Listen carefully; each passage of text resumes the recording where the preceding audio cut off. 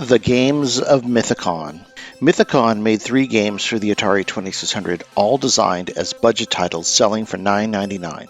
All of them ended up filling the bargain bins at KB Toy and Hobby during the North American video game crash. But were they really all that bad? Today we find out. Into the vertical line, generation Atari. Into the vertical line. E.T. the Extraterrestrial for the Atari 2600 might not be the best game ever made, but it has a cool title screen, and it offers a complete, albeit short, challenge to be completed. While there are some unfortunate choices, it's mostly bug-free. However, E.T. the Extraterrestrial has been called the worst game ever made, and we just don't believe it. We are here to collect evidence to see exactly where E.T. falls on the bad game spectrum. In this series, we will test other notorious games from the Golden Age and see how they stack up in comparison. This is Into the Vertical Blanks, Worse Than E.T., The Games of Mythicon. First, a correction. In the last episode about Airlock, I got the year wrong for the Airlock bankruptcy. The article from Arcade Express about Data Age filing Chapter 11 was from May 8, 1983, not May 8, 1984, which makes a lot more sense now that I think about it. Firefly. In the last episode about Airlock, I asked if anyone had an idea for the worst game for the Atari 2600. Several people suggested I take a look at Firefly. I really did not think any game could be worse than Airlock, but I was so wrong.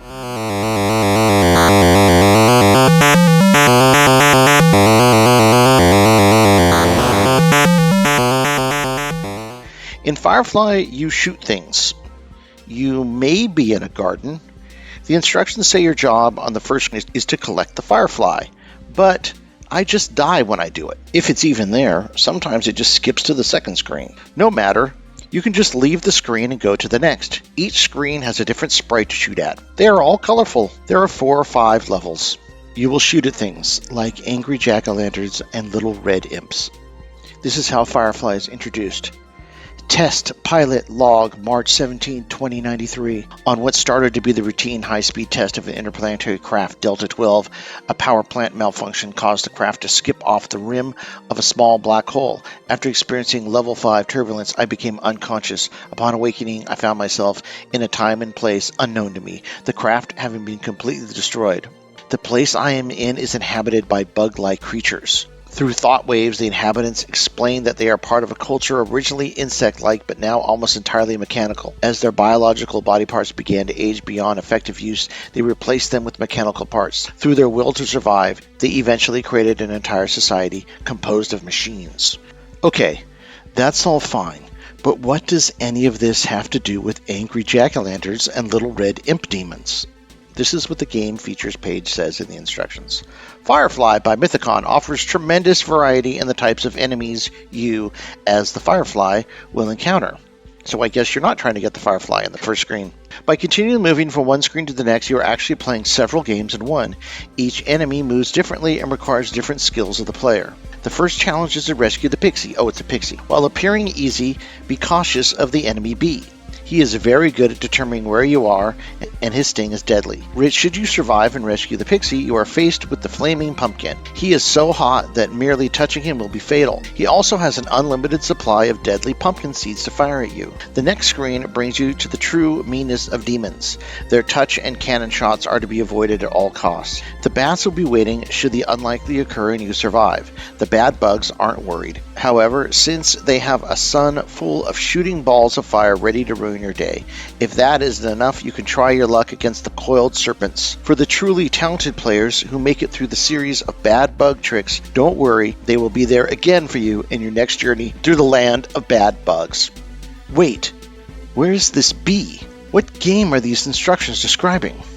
So, some of the sprites in the game use the TIA chip's built-in function to triple on the screen, but the triple sprite really has no effect. If you shoot one, it shoots them all. If you shoot the sprite, a treasure appears, you pick it up to get points. Then you move to the next screen. Repeat. Okay, let's break some of this down. On the first screen, you're supposed to get the pixie and avoid the bee, but you also need to be careful when you hit the restart button because you will start on whatever level displayed at the time, and sometimes that's not the one with the pixie on it.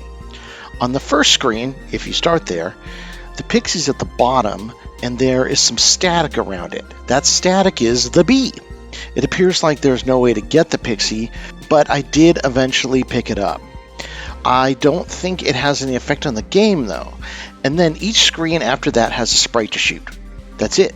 The only thing it has going for it is some of the sprites are cute. Everything else is just awful and incomprehensible. And the music is just horrific. Honestly, this is what I think would be the output if you asked AI to randomly generate an Atari 2600 game. But the thing is, it's not the worst Mythicon game. It gets worse. Sorcerer. In Sorcerer, your job is to shoot stuff, just like in Firefly. In fact, if you already played Firefly, this game will look very familiar. This is how Sorcerer is introduced in the manual. Many centuries ago, the earth was ruled by sorcerers and wizards. They possessed mystical powers capable of both good and evil. The most respected influences in the land were from the good sorcerers. This fact continually disturbed the evil wizards, and they eventually decided to use their power to conquer the countryside and enslave its people. They devised a plan to systematically eliminate the good sorcerers by sending wave after wave of diabolical creatures to ravage the world. As the bravest of the good sorcerers, you have been asked to destroy these forces and save the planet. As a reward for your bravery, whenever you overcome or destroy a creature, you'll receive a treasure. Knowing your bravery, the wizards have done everything within their power to keep you from succeeding. They don't believe you will survive their first 3 waves of evil, but just in case you do, they have several surprises waiting. Only you can discover through bravery and talent how evil they have become. To give you more power over the forces of evil, the good sorcerers have provided a magical flying platform. When you start on your journey, you should first catch this elusive platform. You can continue without it, but only the foolish would dare do so. Once on the flying platform, you can go anywhere on the screen to avoid or destroy the enemy. The good sorcerers have also given you 4 lives to use against the forces of evil. I'm really starting to enjoy these Mythicon manuals. They're not really good by any measure, but more like fanciful, like what this game could have been, peppered with reality like shooting creatures and picking up treasures, which make this game honestly sound exactly like Firefly, which you can see it really is. Here's the feature list from the game. Game features. Sorcerer by Mythicon offers tremendous variety in the types of enemies you as the sorcerer will encounter. As you get better, you will open screen after screen of additional forces of evil. As you get into higher score levels, the forces of evil continue their changes, making it even harder to keep moving on. By automatically making the game more interesting as your skills improve, you should get more enjoyment from Sorcerer than many of the games available today. Wow, they really shot for the skies with that one. The music in Sorcerer was created especially for Mythicon. You will notice that as you destroy an enemy, the music changes. As soon as you enter another screen containing forces of evil, the music will warn you to be cautious.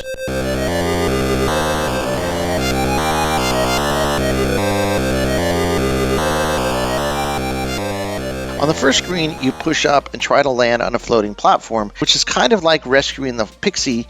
Just do this until you get it right. Once you're on the platform, you can float to the next screen. You can also float to the next screen without the platform, but that's no fun. After that, on each successive screen, you shoot at different multicolored sprites of something. It's nearly the same game as Firefly.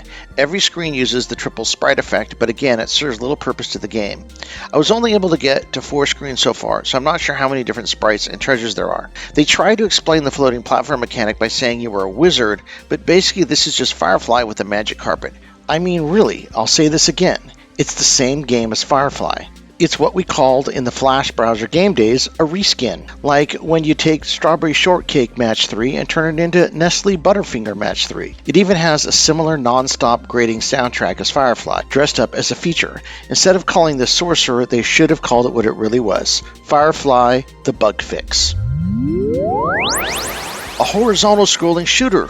But wait, what's that sound?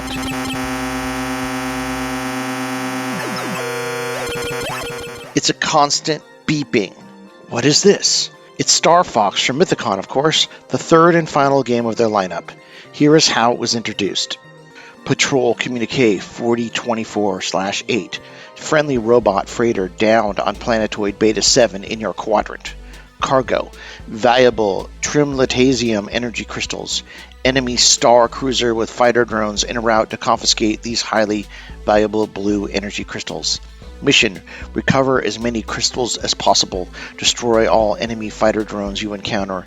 Intelligence reports that enemy is combat testing new models of these drones and will periodically replace them during melee. Mission status: critical. Expect extreme danger when penetrating orange atmosphere of Beta 7 planetoid. The energy crystals have ionized the gases to such an extent that your horizontal drives will be useless. You may not be able to move left or right at low altitudes. No further communication authorized. Good hunting. But as I play, none of this appears to be the case. Crystals? Where? Down at the bottom? One at a time? That's it? Here's a list of features from the instructions. Game features. Star Fox by Mythicon has a high level of computer intelligence built in. The enemy is very smart and always knows where you are. It has an automatic tracking system which tells at what altitude you are flying, what airspeed you are maintaining, and your rate of acceleration and deceleration. Because of the extraordinary sensing devices aboard, a fighter drone is capable of detecting your every motion except when bombing. It will attempt to evade your laser cannon and re-establish an attack position behind your ship. Its sensors will also detect your entry into Beta 7's atmosphere. While you are recovering the Trimultasium crystals, it will assume a bombing mode since it's not constructed to survive the ionized gases of the atmosphere. In this mode, it will detect your location, hover above you, and release tactical bombs. When you rise out of the atmospheric level, it reassumes its attack mode and firing of its missiles. So all of this, and I mean all of the features, sound like one of two things. 1. The implementation of a Computer Science 101 Dalek-style robot following algorithm, with 2. Programming bugs that they could not root out, so they just highlighted them as features. It's pretty obvious that this was an unfinished experiment packed up as a game, even more unfinished than Firefly and Sorcerer. Oh my god, Star Fox by Mythicon might be the most cynical, terrible, and horrific game ever made. It has some interesting points. It simulates horizontal scrolling. The laser shot uses a cool color cycle effect. The background uses color gradation on each scan line. But then the game comes, and it's just your ship shooting at one UFO-shaped thing with the most awful sounds ever imagined coming out of the speaker.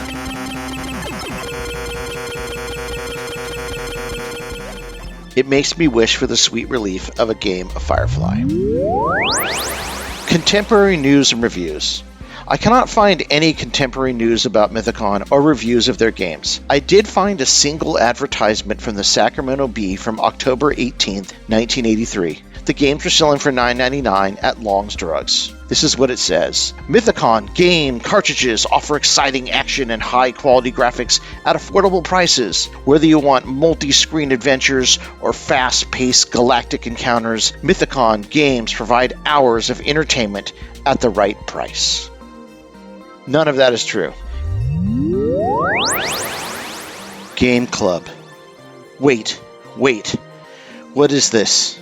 What a surprise. A company like Mythicon created their own video game club for kids. And oddly enough, it sounds suspiciously like the club Data Age created. This is what it says. A special invitation from the star of Mythicon. Welcome to the exciting world of Mythicon. We hope you found this video adventure to be as challenging and fun as any home games you've ever enjoyed. To add to your enjoyment, we're extending this special invitation to join the ranks of the Mythicon Inner Circle. As an honored Inner Circle member, you'll be entitled to the following privileges. You'll receive previews of exciting new Mythicon video games before they are released to the general public. You can qualify for special Inner Circle Achievement Awards by sending your best scores to the Mythicon Star Council. And you might be asked to help the Star Council create a brand new video game.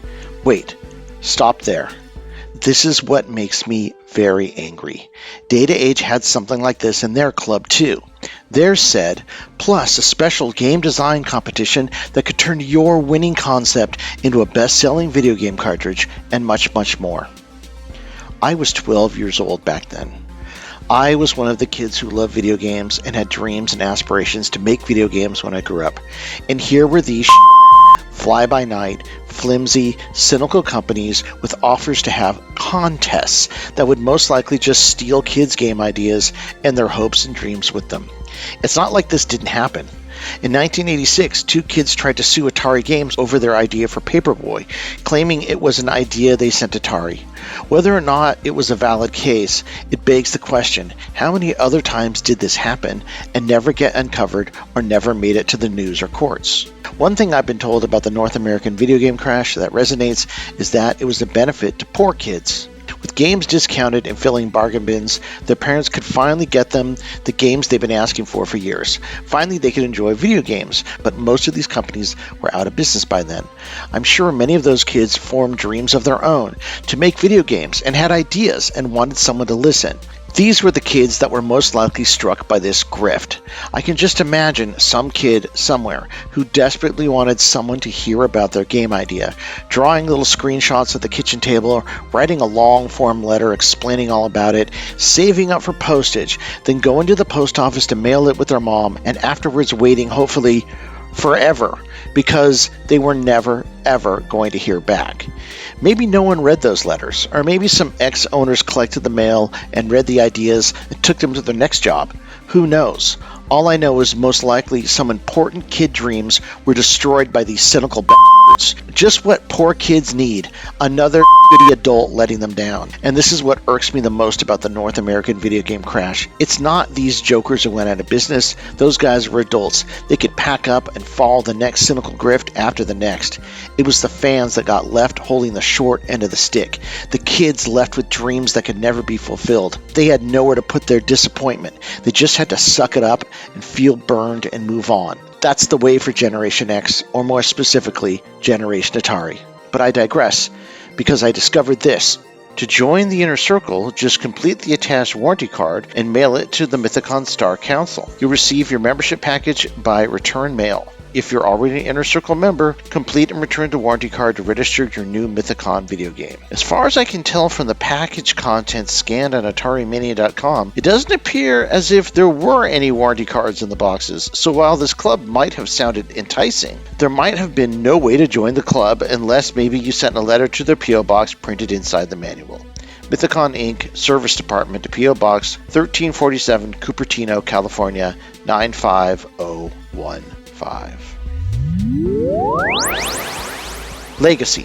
Mythicon games have made multiple worse lists over the years. I'd like to highlight this one from Kevin Olianix, Kevin, I must have murdered his name, on digitalpress.com, written in 1991. It's probably one of the first fan-made lists of this type, given some perspective of the Atari 2600. For Firefly, Kevin says, Firefly. Who was Mythicon kidding when they released their 3 terrible games, claiming they were first in a series of? This dud's concept was too simple and too repetitious. No backgrounds or sound effects, and the music would test anyone's nerves. Firefly wouldn't fly high on anyone's list.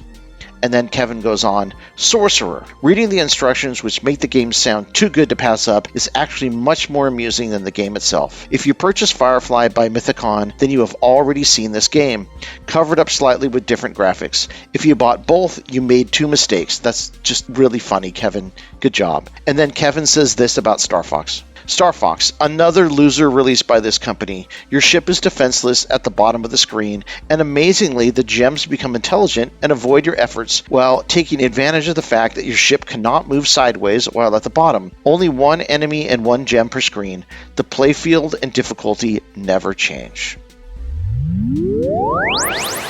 Okay, to sum it all up.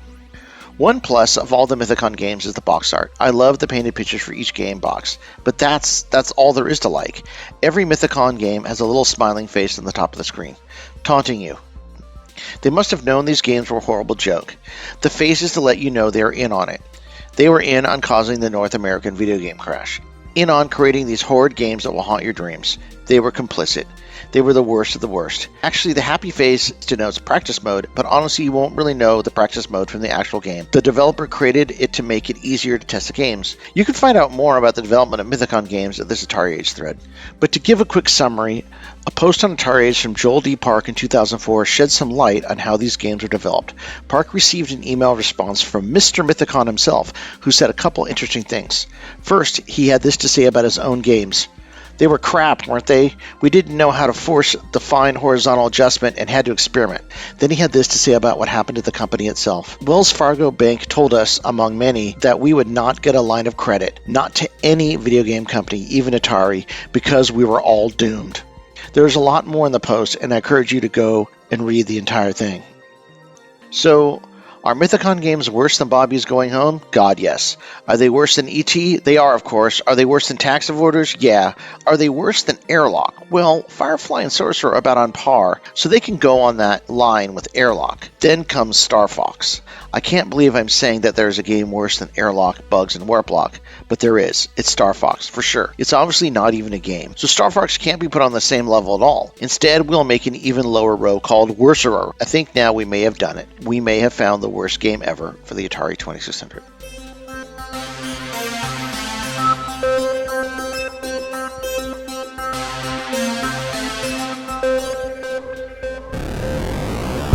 We were children of the Silicon Revolution, an X generation conscripted to fight the console and home computer wars.